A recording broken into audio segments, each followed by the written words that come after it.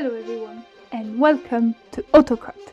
This is episode 51, Paris, the Origins. Now, Paris is a city in France, the capital as it turns out, where you can find the Eiffel Tower. As it turns out. As if they've just discovered that. There was an expedition in 1986 and turns out Paris is the capital. Anyway, when did Paris was built? When did it get the name Paris? I know it comes from a Gallic tribe called the Parisii, as far as I remember. This, however, is meant to be about a Greek prince. Oh, yes, you're right. You knew that? You were just testing me? Yes, obviously. Yeah, obviously, yeah. Now, Paris is the son of King Priam of Troy. Yeah.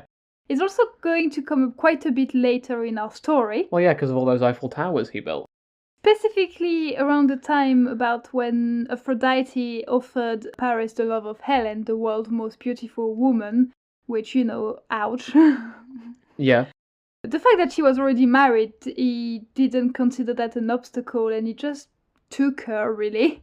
I mean, yeah. One of the sources I read, because of her sculpture, said she may have left willingly because she's looking at him in kind of a smitten way because he's really beautiful as well. Yeah. I think I'm going to touch more on this the further down the chapter we get. I think the poet Sappho of Lesbos may also indicate that Helen left willingly. There's a whole bunch of controversy when it comes to Helen that I'm sure we'll get to. And later on, Aphrodite intervened to save him when someone, not revealing who yet, is close to killing him. Well, it sounds like a lot, because the Trojan War is like that. It really is. But we're going to go back and explain how we got here. Yeah, blockbuster film style. Exactly. You can either imagine the harp music, or maybe we'll put it in. Who knows? I was going to make the joke of editing me. We'll figure that out, but that's way better. Anyway, back to you now.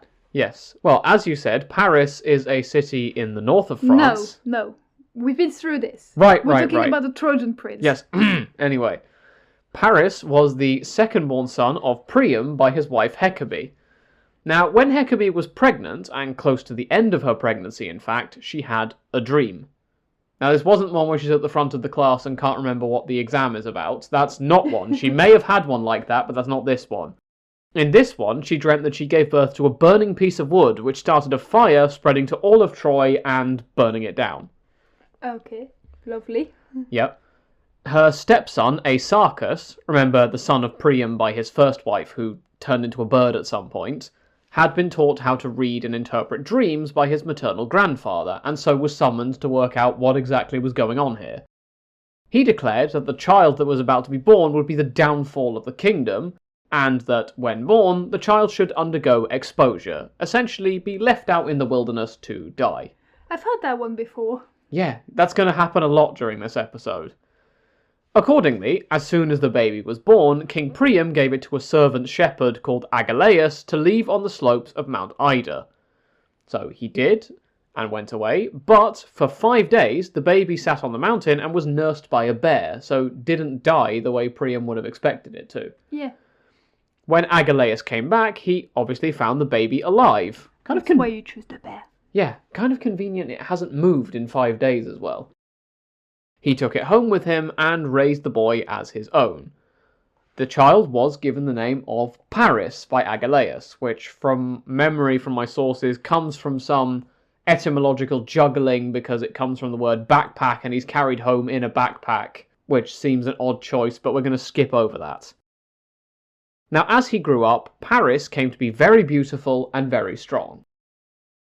He was given the epithet, or alternative name, of Alexander in his youth because he protected the herds of his father and scared away bandits.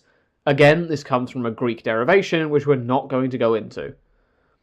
While living like this, he married a nymph called Oenone, or something like that, O-E-N-O-N-E. I'm never sure how to do the O-E sound. Ooh. Yeah, Oenone. He had a son by her, or possibly by Helen, called Corythus, who he may have killed in a fit of jealousy when he found him with Helen. Now, depending if Helen is his mother, that's a bit grim. Yeah. Again, a bit like the whole leaving them out to die thing, Oedipus flashbacks. Oenone also had the gift of prophecy, like Cassandra did, as we saw last time. Yes, me. Yes, you, sure. And begged Paris not to abduct Helen, but he didn't listen. She also refused to heal him when he was dying from the future in our perspective. She later changed her mind, but killed herself when she found him dead after journeying towards him with the herbs that could have saved him. Speaking of his wife, Oenone, she gives us a new source to talk about. Hit the jingle. It's a sauce, but don't put it on pasta. This is the Heroides of Ovid. Essentially a bunch of letters from one lover to another complaining about the other's bad behavior. The fifth of these letters is from Oenone to Paris. She laments that he wasn't yet the great son of Priam when she married him and sarcastically asks if Helen is preventing him from reading her letter. She remembers lazy afternoon with their herds and that she taught him, for example, where the wild animals kept their cubs. She prays that the bark of the poplar will have a verse in it vowing that Paris should stop breathing once he abandons her, or something to that effect. I mean, that's harsh. There aren't many love letters which say, I hope that some tree bark says that you'll die. She laments Paris leaving her for Helen and says that she will not stoop to being one of the multiple wives of a son of Priam. I mean, fair. Gotta have priorities and deal breakers. Ominously, she says that her love for him won't bring armies to their door unlike that of Helen. Ooh. She also warns Paris that Helen won't be faithful to him. He might find himself spurred just like Menelaus was. I mean, fair. She said she would have been a constant to him, just as Andromache is to his brother Hector. Nice. Contrast it with a wholesome couple, sure. She remembers that Cassandra once prophesied to her that a great cow, presumably Helen talked about symbolically. Yeah, I don't think she's just insulting Helen. I think there is symbolism involved. Will come carrying much Trojan blood with her on the ship she's arriving in. Again, a reference to what's coming. I mean, the actual text of the Heroides says Phrygian blood, and Phrygia, from memory, is a region roughly where Troy is in the west of Anatolia, but still, the general point is there's going to be a lot of death and chaos when Helen shows up. She closes the letter appealing to Paris, saying that she will love him forever, although she does not have the baggage Helen does. Sure. She was his love when they were children. I'm going to assume childhood sweethearts rather than anything else. And she hopes to stay that way in the future. That's sweet, but also not mincing any words. Well, that's the end of the letters. And what does Paris do? Well, he eventually comes back to his birth parents, Priam and Hecabe, and is reunited with his family. Now, he found out who his parents were in the following manner.